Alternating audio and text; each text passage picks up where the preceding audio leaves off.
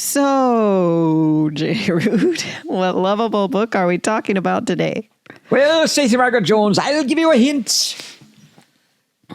A pig farm. I don't know.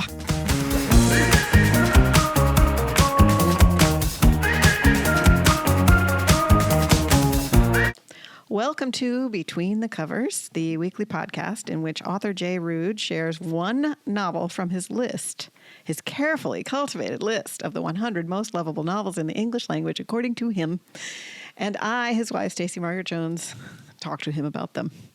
And if you are watching on YouTube, and perhaps if you can hear, we have a guest today, our Cavalier King Charles Spaniel, Sylvia, who was displaced from her normal sleeping spot on the couch by our colleague, Gareth Charles. And so she is here and disrupting. So we're sorry. We'll see how it goes.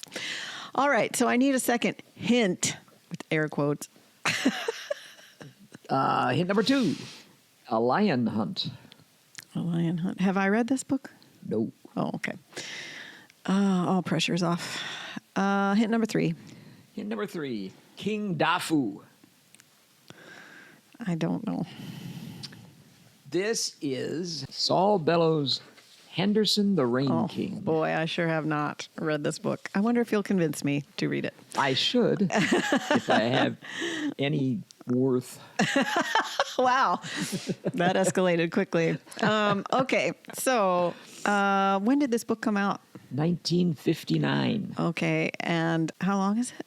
It's not very long, is it? It's not terribly long. It's 341 pages. Okay, it's no Infinite Jest, is what you're saying. No Infinite Jest.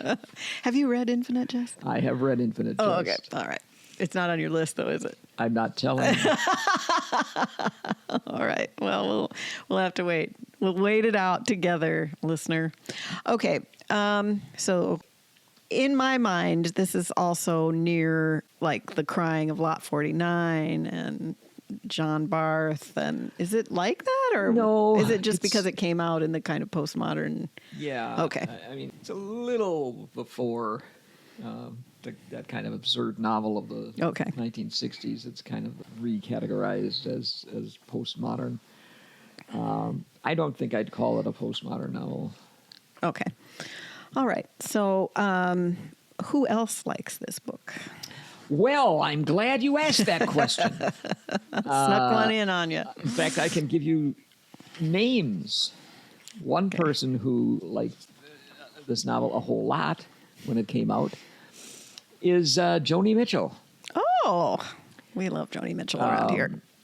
She read this in the book, and I dreamed down at the clouds and thought that when I was a kid, I had dreamed up at them. And having dreamed at the clouds from both sides, as no other generation of men has done, one should be able to accept his death very easily. I looked at clouds from both sides now. Yep. She says... Sorry, listener. Joni Mitchell said she immediately closed the book and began writing her most famous song. That's in the novel as Henderson is flying to Africa. Okay, so... And I'll drop one other name. Okay. Jack Nicholson. Oh. Who for some time tried to get Hollywood interested in making a film of the book. It's got adventure. It's got exotic setting. It's got a lion hunt. It's got a great escape. It's got a life-changing quest. And it seems like it would make a great movie. But in an interview with Gene Siskel that got published in the Chicago Tribune, Jack Nicholson revealed he had wanted to adopt Henderson the Rain King, but I can't find anybody to make it. It's the hardest movie to get made I ever been around. So there is no movie for you to watch, despite Jack Nicholson's That might be for the best. try. That might be for the best. I don't think so. I think it would make a great movie. But anyway, let me tell you some other things about it. The 1960 Pulitzer Prize Committee loved this book. That illustrious body. They loved this book, but in an unusual development, but as we've seen several times before, not all that unusual. Yep. The Pulitzer Board decided to override that recommendation, and they gave the prize to Alan Drury's Advise and Consent, Okay. a conservative Cold War novel about communist influence in government. Obviously a politically motivated choice. Yep. That reflects no honor on the Pulitzer Board. Interesting. So it should have won the 1960 Pulitzer Prize. Okay. But anyway, it was ranked as number 21 in Modern Library's 1998 list of the 100 best novels in the English language. In 1998, the Fort Worth Star-Telegram created a list called Taking Off the Reading Gloves, which was an answer to the Modern Library's list, and they had Henderson the Rain King as number 30. In 2006, this is a really interesting one. In 2006, winners of the National Book Award got together, and they selected a list of 100 life-changing books, which included this novel. Interesting. All right. So lots of people love this book. So, can you earn the Harps of Glory by giving us a truly down and dirty summary, or will you go down to defeat and the trombones of despair? Well, let me tell you. I'll find out. Yeah, let's go. When you rank me. Eugene Henderson is the protagonist. He's a rich and successful middle-aged man in peak physical condition, but he suffers from what most people would probably now call a midlife crisis. He's in a sometimes combative relationship with his wife, Lily. He has 5 children with whom he doesn't seem to be very close, and he runs a pig farm, which he seems to have started simply to annoy a Jewish army buddy of his. He's a veteran of the Second World War. He was awarded a Purple Heart when he was nearly killed by a landmine. But his life is full of restlessness and dissatisfaction, and he has a kind of spiritual and emotional malaise with an inner voice that keeps crying, I want, but he doesn't know what he wants. And he goes on a quest for identity, basically, by going to Africa. Oh. And the book mainly is about this African quest of his. All right. Well, I will give you the Harps of Glory. So why do they call him the Rain King? Is that from his African sojourn? Oh, yeah. Okay. Is it a spoiler to tell us why? No. Okay. He goes to Africa initially with another one of his old army buddies, not the one that he Is trying to bother. that he was trying to dig at with his pig farm. This guy is a photographer, and he's actually gotten married and is going on his honeymoon to Africa. And Henderson decides he'll come along because he wants to see, Africa and wants to watch his friend take some great photographs. Anyway, that doesn't work out real well. The wife is not crazy to have the buddy along on her honeymoon. Yeah, I mean, I guess I can kind of see her point of view. Yeah. And why do they call him the Rain King? I'm getting there. Oh, okay. I just didn't know if you were moving on or if you...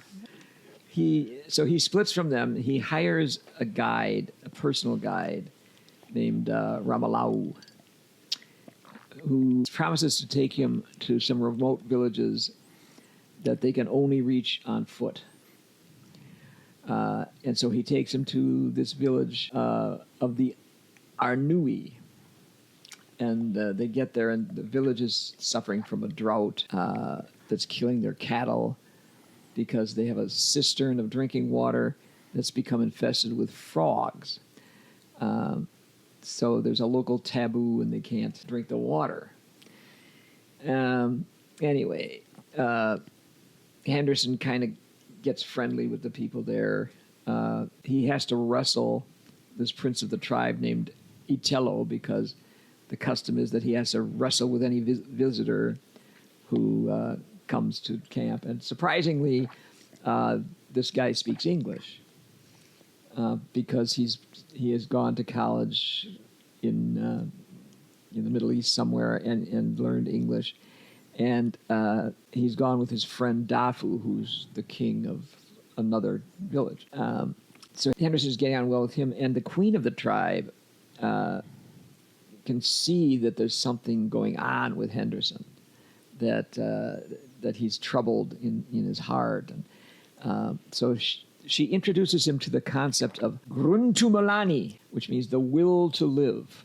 Mm-hmm. And he feels like, he's on the road to renewing himself. And if you can kind of get to know these people and this philosophy of gruntumalani, he will know what he wanted. Mm-hmm. Oh, okay. He likes these people. He likes the fact that they're kind of helping him. And he says he wants to do something for them. So he thinks, if I can get rid of those frogs in their cistern, I'll save them from this drought, and they'll all be really grateful to me. So he builds a bomb. Or kind of an explosive. And he figures, if I set this off in the cistern, it'll kill all the frogs, and everybody will be happy. And of course, what happens is he blows up the cistern, the water all runs out, and the people are not particularly happy. Henderson's got this kind of white savior complex. I was going to say, yeah. Thinking that, okay, I can fix this, and then they'll be grateful to me. But two of his main character flaws come out. One is a tendency to use violence to solve problems. Oh, okay. And another is a tendency to rush in without taking time to consider the possible consequences right. of what he does. What will happen? Yeah. Like, yes, you got rid of the frogs, but you also got rid of the cistern. Yeah, you got rid of the water. Which you needed to have the water. Well, it's interesting because it's this kind of exotic tourism to kind of alleviate the poverty of his soul, right? Yeah. He's always wanted to go to Africa, apparently. He goes there thinking it's going to be different enough that he's going to learn things. The people have a completely different culture, and he's going to learn some truth about the human condition. In a way, he's going to Africa, the cradle of humanity. Right.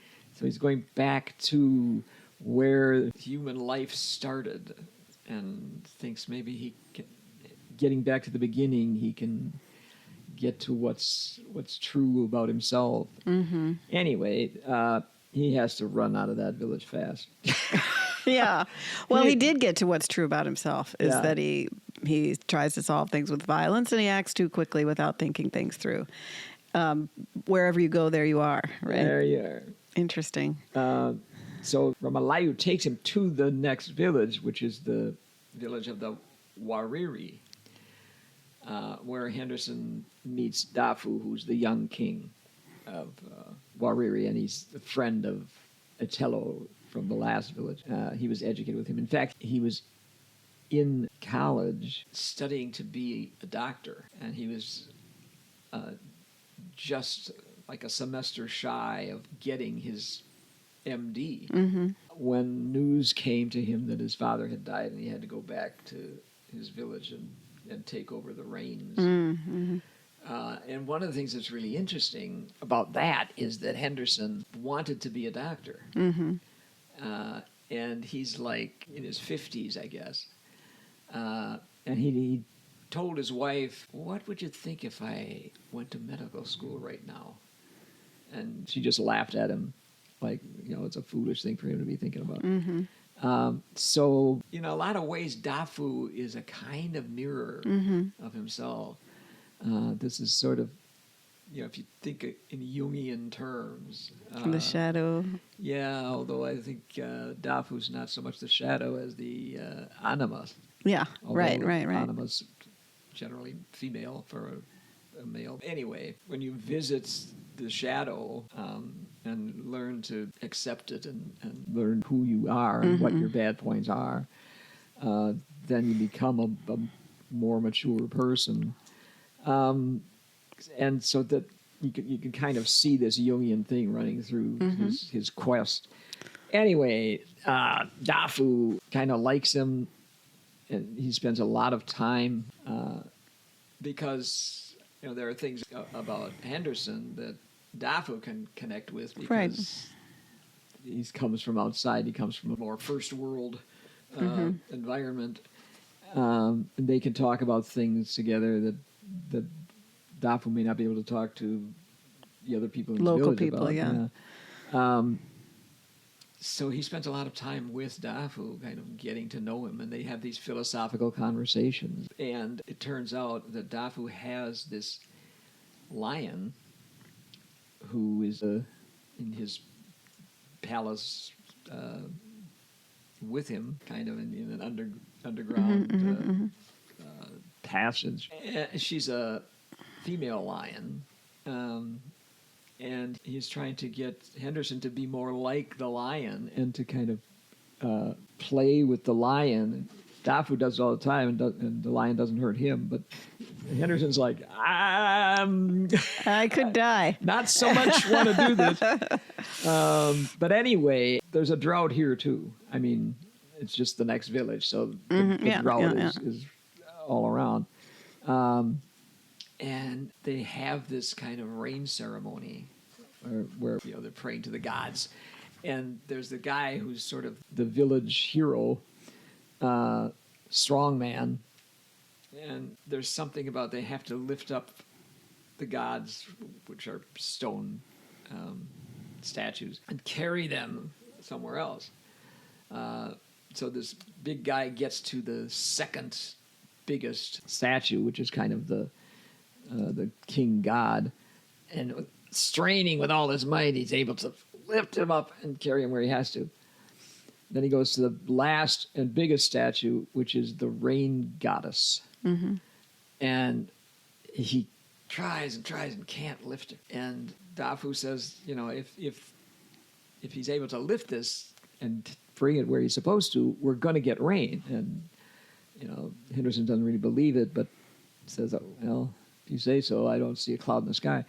But the guy can't lift the statue. And finally, Henderson asks Dafu if he can give it a try.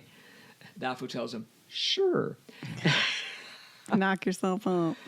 And he goes, and he is a big guy who actually, remember, beat the other guy in wrestling when he got to and he actually lifts the thing up and takes it where he's supposed to. And because he did that, he is proclaimed the Rain King. Does it rain? Yes. Oh, okay. So he did it. He actually is Henderson the Rain King.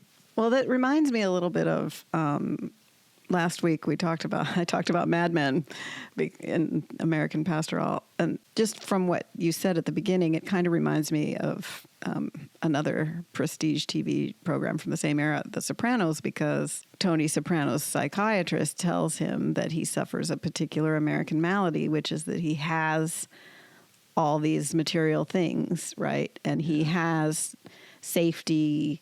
Well, she doesn't know. He has food security. He has material wealth. He has a beautiful wife and gorgeous children and a lovely home and an extended family and lots of friends and a job that, she doesn't know at first. And that it kind of causes this kind of equal and opposite psychological or spiritual reaction, which is this emptiness. Yeah. Because I have everything I'm supposed to be striving for. Yeah.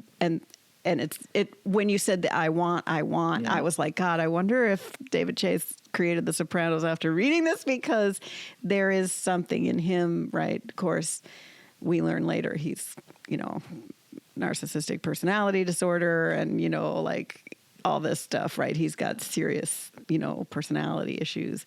But it is kind of an American story, right? And it takes place in Newark, New Jersey, and kind of the reaction to the return of that American city, like all these things. It's just it comes to mind because she's telling him, you're unhappy because you're supposed to be happy and you're not fulfilled. This is exactly what's going on. Okay, there you go. Henderson inherited $3 million from his father. Oof. He's he got everything he could possibly want in the physical sense. Yeah. Except for this, I want. He has more than he needs, but Yeah. actually he needs something Yeah. fulfilling. Yeah, and he needs to find out who he is himself. He wanted to be an actor. He wants a lot of other things that was never able to achieve. He wants to be happy, and he wants to be closer to his wife and kids. By the end of the book, he has gone through this kind of searching for his soul, going through the shadow of Africa, and he seems to have, at least we think, he never actually gets back home. Well, don't spoil it. I'm just saying you don't see him get back home. Right. So you don't see what happens, but I think... But there is an arc in his character. Yeah. Oh, okay. He's definitely... All right. Interesting. Not having that same I want anymore. Well, it's interesting because you are an American white man, and you have this week and last week as kind of these two American white men trying to figure out, their lives, right? Yeah. Looking at their lives and saying, why am I not happy? Yeah. Or why did my life go wrong in this way, right? Yeah. And it sounds like with Henderson, too, sometimes people are happier when they are struggling for things that they want, right? The reaching provides a kind of psychological stabilization, right? I'm going to get up tomorrow and I'm going to try to get this, right? And the challenges, keep us kind of healthy, right? It's when you aren't challenged that you can kind of go off the rails, because challenges are actually good, I think, for mental health, and barriers, right? Obstacles. Somebody saying no, right? Or somebody who knows you well holding up a mirror to you and saying, you're doing this, right? And it's a way for you to become self-aware because someone helps you see yourself, right? Yeah.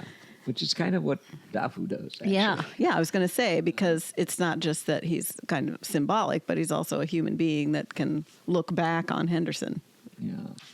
So anyway, he's proclaimed Sungo the Waruri Rain King. Now he's like second in command, more or less, in the village. And the king's problem is that the rest of the village does not see him as king. Because the tradition is when the old king dies, that his soul becomes a lion. Oh. And the new king has to go out and find the right lion. They actually have a lion cub that in the village the soul is transferred into, so that you will recognize the right lion by some marking that they give it. Yeah.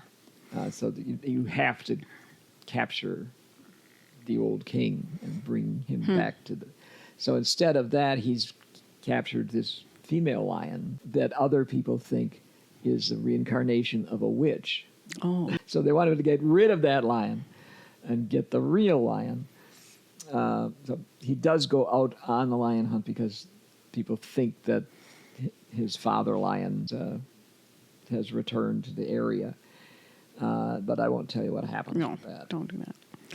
Interesting. So he too has to find himself, pretty much. Do you think this is part of this kind of middle class, or he's rich, but male American kind of melees post-war? Like, we have this economic boom, right? We're supposed to be super happy. Why aren't we super happy? Like, what is Saul Bellow responding to with this novel? Yeah, I think... Or exploring or in conversation with? I think that there's a kind of malaise that he feels himself. And it's because of having only things money can buy. Right. Focusing on what you can get, what you can buy. Yeah. Saul Bellow said this was his favorite novel. That he wrote? That he wrote. And that Henderson was his favorite character because he was the most like himself. Yeah. So I think that kind of yearning must have been something he felt himself. That's one of the things that's really wonderful about writing, and that you can explore something, right? Like, we don't live our lives in narrative arcs, right? The novel is a beginning and an end of a narrative arc, right? And I think sometimes packaging things for ourselves in that way can be healing or soothing, right? And to say, I want to take this part, I want to imagine this happening. I want to explore what this might be like for someone like me. And it's going to have a beginning, a middle, and an end. And I think that can be soothing, right? Because, in the rest of his life, he has this novel, but he still goes on living, right? He still has to face the melees every day, right? He still has to decide, he still has things happen to him every day that challenge his, contentment, right? Or happiness or view of the world. But a fictional character that you use to explore your own questions and your own dissatisfactions can be brought to a resolution. Yeah. So even if you just write a story or you write something like this, you don't even, obviously we love to publish things that we write, but they also can be healing for ourselves just as a way to explore our own questions. Like, what would this feel like for me to go through this? Yeah. Bellow never went to Africa himself. I was going to ask you if he did research for the trip, or well, a lot of it is based on a book, or a lot of the details of the villages are drawn from a book called "The Cattle Complex in East Africa," which was an anthropological study. I was going to say it sounds academic. Yeah, it was an anthropological study by Melvin Herskowitz, who was Bellow's anthropology professor. Oh, okay. And his senior thesis advisor at Northwestern University in 1937. Well, that reminds me of Hugh Grant in Notting Hill when Julia Roberts is looking for a book on Turkey or something, and he says that man has actually been to Turkey, as opposed to the other Turkey guidebook writer, and he said, which makes a big difference. So the anthropologist had actually been to Africa. Yeah. So that.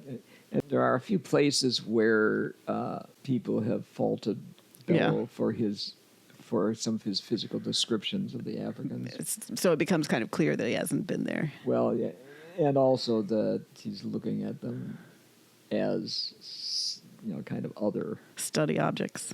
Yeah. But I mean, Dafu is a character that really comes across as a living person, I think, and somebody that you really care for as much as Henderson does. Yeah. So I think when Bellow won the Nobel Prize in 1976, which Philip Roth never managed to do, we talked about last week. He had won the National Book Award 3 times. He's the only person ever to win the National Book Award in fiction 3 times. Saul Bellow? Yeah. And he had not won the Pulitzer, but he finally won the Pulitzer Prize in 1976 for Humboldt's Gift. And it was 1976 that he was awarded the Nobel Prize. Mm-hmm. It was like that Pulitzer was the thing that pushed him over the edge. And I was in graduate school in 1976, so I felt obliged to read Humboldt's Gift, since they had just given the Nobel to Saul Bellow. He was the 7th American to win the Nobel Prize, even though he was Canadian. He was born in Canada. Okay. Anyway. Yeah, so I read that, and I liked it enough to go on a kind of Bellow reading spree and read a lot of his other novels. But the one I liked way better than anything else was Henderson the Rain King. Obviously. Well, I hope you didn't put it on when you loved another novel of his more. That would be a weird choice for your list. Maybe.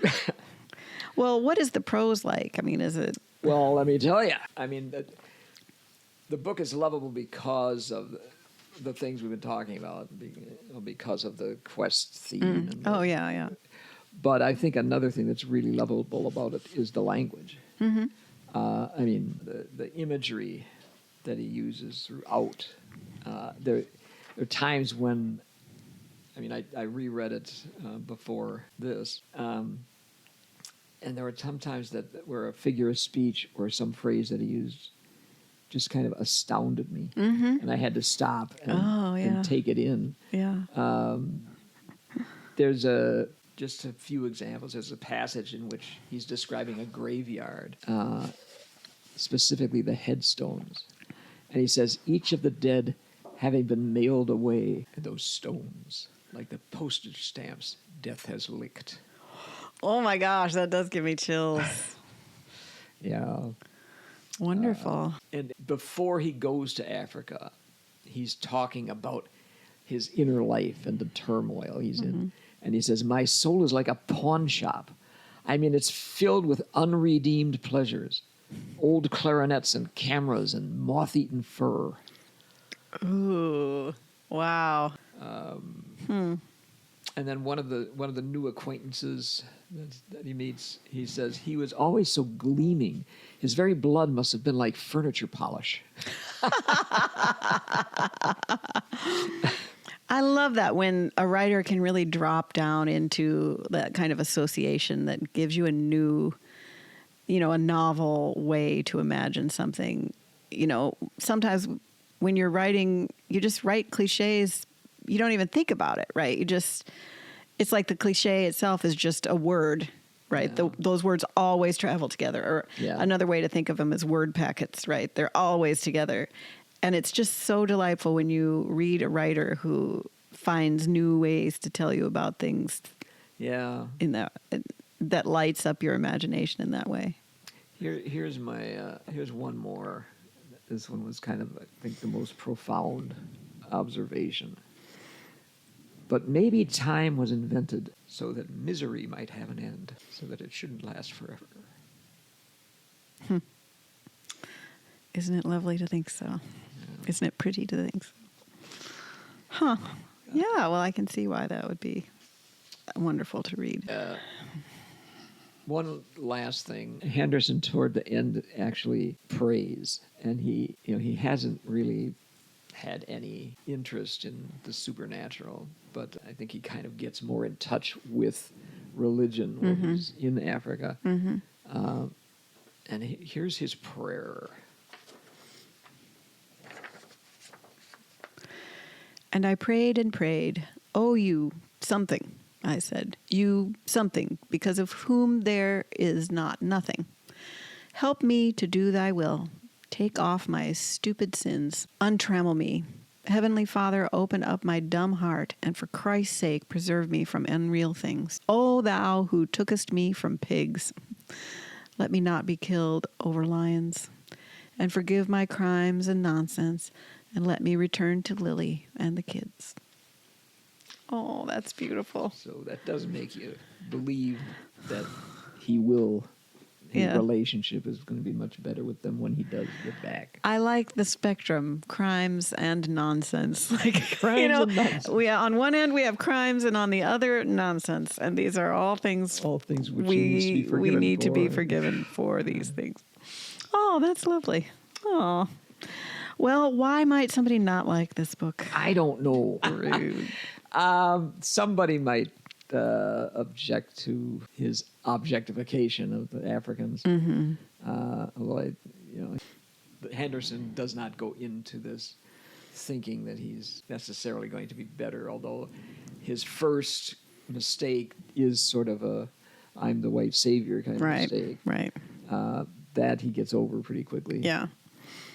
Although not all that quickly, because he also lifts the statue to become the Rain King. Right. So that is a reason. But he does, I think, ultimately, he's sort of converted by Dafu, I think, to see that he's a person like everybody else. Or if you're not interested in a rich guy's midlife crisis. True. You might not be. But it sounds like the writing is also really appealing, and it really is. There are some universal themes, I'm sure. Yeah. So. All right. Well, how are we going to rank Henderson the Rain King? Oh, let's see. Henderson the Rain King. LOL. I think I'm going with number 44. Oh, okay. On this one. Okay. What's 43? It's right after Waiting for the Barbarians. Ooh. Oh, interesting.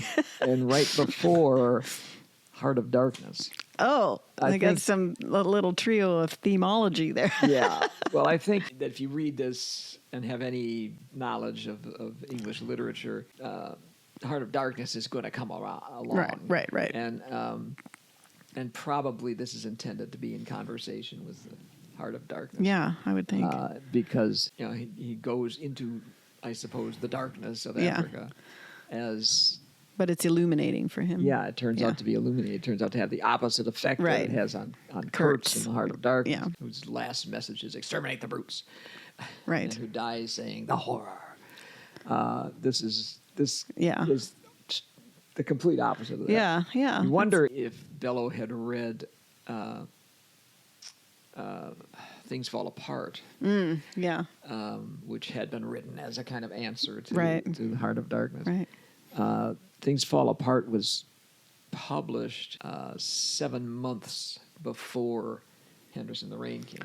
I wouldn't think so. Yeah, I mean, the time lead it takes to on a publish book things, is 1 or 2 years. Yeah, so he's maybe not likely to have known that book at the time. Yeah, interesting. But it is kind of interesting. Yeah. To compare it with that book as well. But that also goes to show that what's in the zeitgeist, right? Yeah. What are we thinking about? What do we want to answer? What do we want to converse with? What do we want to participate in advancing the conversation? How are we going to do that?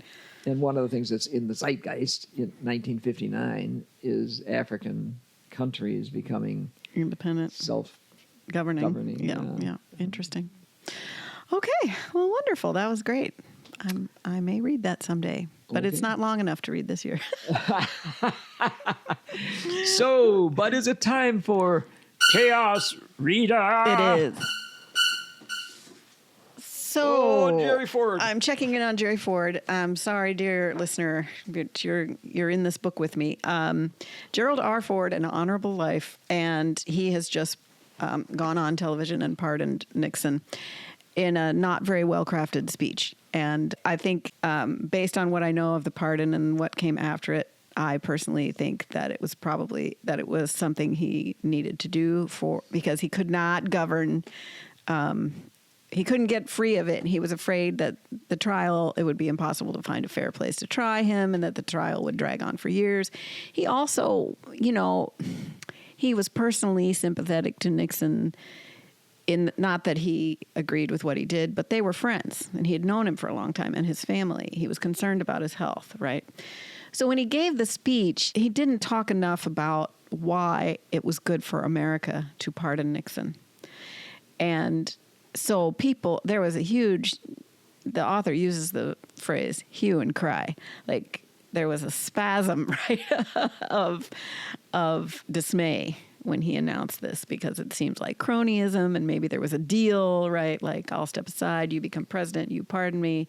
And the biographer accepts Ford at his word that, I think there's a paper trail also indicating that there was not a deal, right, in place.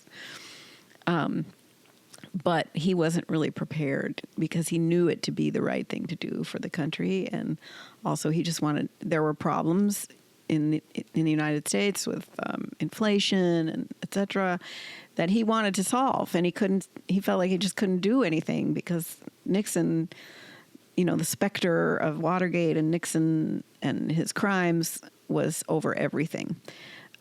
So he made a hard decision and